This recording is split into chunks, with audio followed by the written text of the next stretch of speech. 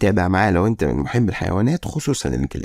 وندخل في أحداث الفيلم على طول، اللي بتبدأ ببنت اسمها ميجان. أبوها وأمها منفصلين عن بعض وهي عايشة مع مامتها. ميجان كل ما يجيلها شغل يمشوها منه حتى الحضانة، بسبب إنها مش بتعرف تتواصل مع الناس وما عندهاش ثقة بالنفس. وفي مرة بتشوف 2 جنود داخلين مركز للتدريب، وبتشوف كمان إعلان عن متطوعين للجيش، وبتكمل طريقها ومش بتدي للموضوع اهتمام. ميجان على فكرة بتعاني من حالة نفسية شديدة خصوصا بعد موت صديقها، وبتقرر ان هي تسافر علشان تلتحق في الجيش. ولما توصل بتكلم مامتها تعرفها هي فين، بس مامتها بتزعق لها لان ما اديتهاش خبر من الاول، وانها بتتصرف من دماغها دايما. وفي نفس اليوم بتوصل ميجان لمعسكر التدريب، وتاني يوم بيبتدوا التدريبات اللي بتكون صعبة جدا على ميجان، وبتحاول ان هي تعدي التدريبات ويكون عندها ثقة في نفسها، ومع المحاولة بتنجح. وبيجي يوم حفل التخرج للدفعة بتاعتها، وكل عائلات زمايلها بيكونوا حاضرين وهي بتكون لوحدها. وبعد ما الحفل تخلص بتوصل مامتها متأخرة، بس بتكون سعيدة جدا ومبسوطة ان بنتها اخيرا نجحت في حاجة وابتدى يكون عندها ثقة في نفسها. وبيروحوا بعدها علشان يشربوا وياكلوا حاجة،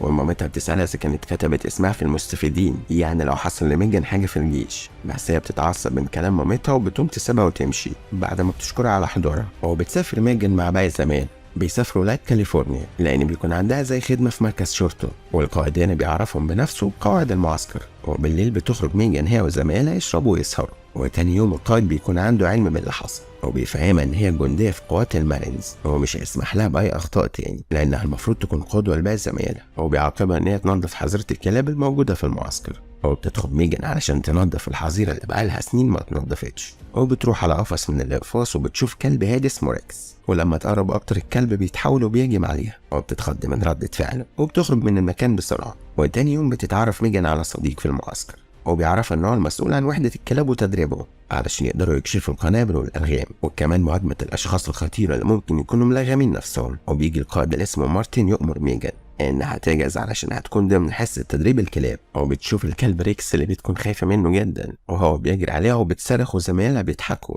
بعدها بيكون عندها فضول اكتر للكلاب، بقت تتابعهم بانتظام وتتفرج على حصص التدريب بتاعتهم. ولما بتدخل على قفص ريكس بيقعد يهوهو عليها، وهي بتحاول تخليه ياخد عليها. بيجي لها القائد مارتن وبتقوله ان هي عايزة تبقى جندية مدربة للكلاب، فبيعرف ان لازم تقييماتها تبقى عالية في اللياقة البدنية والرماية وكمان باقي التدريبات. وبتتحدى ميجان نفسها في التدريبات علشان تبقى أعلى تقييم، وفعلا بتنجح وبتجيب تقييمات عالية في كل تدريباتها. ولما بتاخد الشهادة بتروح بيها للقائد مارتن، ولما يشوفها بيضحك عليها وبيقولها لسه في اختبار أخير، وبيديها علبة صفيحة على أساس إن هي كلب والمفروض إن هي تدربه. وهي مش بتيأس وبتنفذ تعليمات القائد، وزمايلها بيقعدوا يتريقوا ويضحكوا عليها. وفي يوم بتكون موجودة في العيادة البيطرية الخاصة بالكلاب علشان يطمنوا على صحتهم، وبيجي المدرب بتاع ريكس يطمن على إصابته القديمة. لكن فجأة ريكس بيعض بدون أي مقدمات، ومارتن بيبلغ ميجان إن هي هتدرب ريكس الفترة الجاية، وبتوافق على الرغم إن ريكس من الكلاب الشرسة، بس دي فرصتها الوحيدة علشان تثبت وجودها. وبتاخد أكل وتروح على القفص اللي فيه ريكس، بيكون واقف منتبه لها ونظراته عليها. بتقوله إنه يدخل جوه علشان تقدم له الأكل،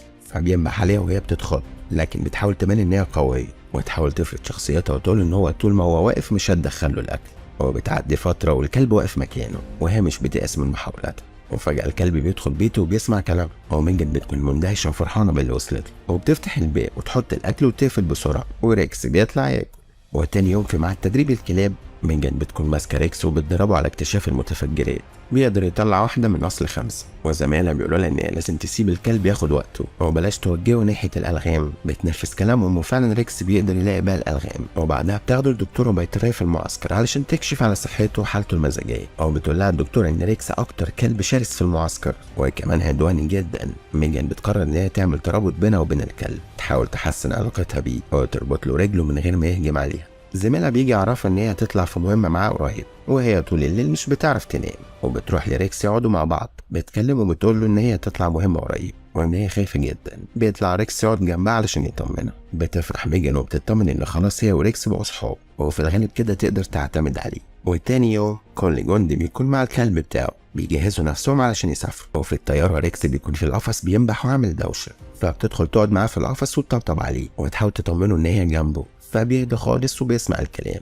ولما الطيارة بتوصل على الموقع بتنزل ميجان تسلم على أصحابها لأنهم متوزعوا على معسكرات مختلفة. وتاني يوم الصبح بتكتشف المعسكر وتشوف مكان تدريب الكلاب، وترجع تاخد بيها معداتها ولبسها، ويتنبه على ريكس ان هو ما يعملش دوشه وانها مش هتتاخر عليه. ولما بتخرج بيجي جندي يعرفها بنفسه وبيقول لها ان هو اسمه مات، وكلبه اسمه تشيفو، وبتعرفه ميجان بنفسها وبتقوله ان هي تمسك نقطة التفتيش بتاعة المعسكر. وبتعدي فترة قصيرة وميجان وكلبها ريكس واقفين خدمة، وبتفتش عربية وبتخلي ريكس يشوف مهمته. بيجي الطفل الصغير ده يسأل عن اسم الكلب، فبتقول ان هو اسمه ريكس. زميلها بيجي ينبه عليها ممنوع تجاوب على اي اسئلة وخصوصا الاسماء. وبالليل بتقعد ميجان تكلم ريكس زي كل يوم، والصبح بتقعد تدربه. وبيعدي 3 شهور على الحال ده، وميجان وكلبها ريكس بيكونوا في مهمة لأن بقى زميلها في مهمات استطلاع تانية. ولما بيوصلوا على مكان الموقع بيقدر ريكس إنه يلاقي مجموعة أسلحة ومتفجرات، وبتنجح ميجان في المهمة بتاعتها وبيعنيها زميلها بنجاح المهمة، لكن هي بتقول إن الفضل كله يرجع لريكس. بعدها بيحتفلوا مع باقي زمايلها في المعسكر، وبقى يطلبوا ميجان وريكس علشان يخرجوا في المهمات الصعبة. ميجان ابتدت تتغير وبيكون عندها ثقة في نفسها بسبب وجود ريكس معاها. وفي مهمة من المهمات بتيجي عربية ماشية بسرعة عالية وبيوقفوها. بتروح ميجان بريكس علشان يفتشوا العربية، لكن مرة واحدة العربية بتنفجر.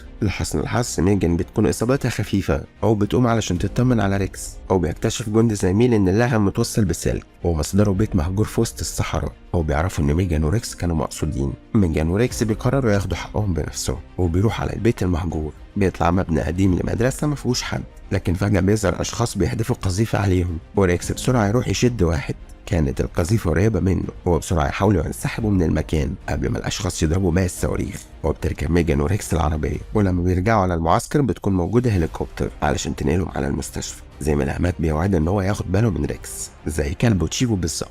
وريكس هنا بيفضل ينبح على ميجان ان هي هتسيبه وتمشي، وهي كمان بتقعد تعيط ان هي هتفتقد. وفي المستشفى الدكتور بيقول لها ان هي عندها مشكله في ودنها بسبب الانفجار الشديد، وبينصحها تاخد فتره راحه كبيره. وبتنهار ميجان لما بيدوها اجازه. بترجع على بناتها ووالدها بيكون في انتظار، ولما توصل البيت مامتها بترحب بيها وبتاخدها في حضنها.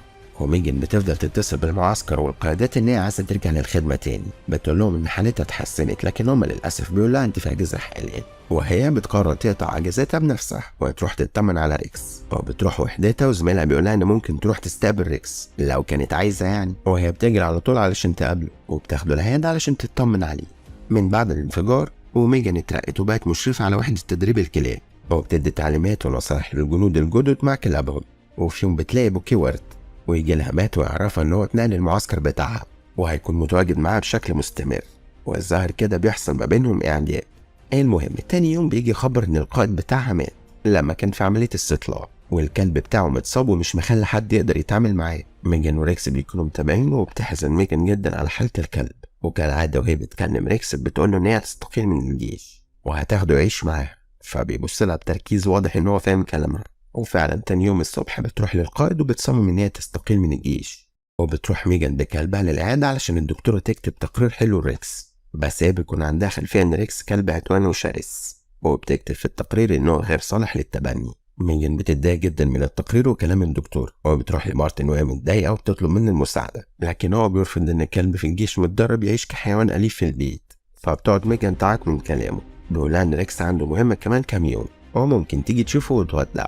ميجان بعدها بتروح تقعد معاه في القفص وتطبطب عليه، ومش بتعرف تتمالك نفسها من العياط، وتسيبه وتخرج وهو باصص عليها وحاسس انه ممكن ما يشوفهاش تاني. وهي بتاخد عربياتها وهي منهار. تاني يوم بتلاقي مامتها جايبه لها جرو صغير بدل ريكس يعني، فمتزعلها وبتقول لها ان ريكس مش مجرد كلب، ده انقذ حياتها من الموت المؤكد. وبعدها ميجان بتدخل في صراع مع نفسها وبتتعب نفسيتها، خصوصا ان هي قلقانه عليه في المهمه اللي هو فيها. وبتروح بعدها تقعد يومين مع ابوها وهي مكتئبه، نفسيتها بتتعب اكتر فبتنضم لجلسات علاج نفسي، وكل واحد بيقعد يحكي تجربته. وميجان بتحكي لهم تجربتها مع الجيش والكلب، وان كان سبب في تغيير شخصيتها، وان هي دلوقتي مفتقداه جدا. ولما بتقعد تعيط كل الموجودين بيتعاطفوا معاها. وفي البيت ابوها بيكون مش عاجبه حاله بنته، بيديها نصايح وبيقول لها ان هي المفروض تبقى اقوى من كده واشجع من كده، ودايما لسه في امل في الحياه. بعدها بتقرر تتصل بالمعسكر تطمن على ريكس، وزميلها بيقول لها ان هو لسه في مهمه. وبعد كام يوم بيتصل بيها وبيقول لها ان ريكس رجع، بس هو في حاله نفسيه وصحيه سيئه جدا وهيخرجوه من الخدمه. بس بيقول لها ان المشكله ان الملف بتاعه مكتوب عليه لا يصلح للتبني. بتجيلها فكره ان هي تروح بنفسها لقياده عليا في الجيش تعرفه بحاله ريكس وتوريه صوره وهو في المهمات. وعلى طول البرامج بتستضيف علشان تحكي مغامرتها مع الجيش وقد ايه مخلصه للكلب بتاعها. بعدها زميلها بيقابلها وبيقول لها ان هو عنده خبر حلو، بيقول لها ان القياده وافقت ان هي تسمح لك بتبني الكلب. بتتصدم من الخبر وبتفرح جدا في نفس الوقت، وبتروح بعدها علشان تشوفه. واول ما تنده عليه بيجي جري عليها، وهي بتكون مبسوطه جدا ان اخيرا الصديق الحقيقي بقى معاها. وفي يوم الجيش بيعمل حفله تكريم للجنود القديمه، بيكون في ملعب بيسبول وكمان الفريق المفضل لميجان، وبيقدموها هي وريكس إن هم أبطال حرب ومميزين، وبيعملوا عرض للجماهير والناس كلها بتسقف وتشجعهم على مجهودهم، وأبوها وأمها برضه بيكونوا من ضمن الجماهير، وقرروا إن هم يرجعوا لبعض علشان خاطر بنتهم.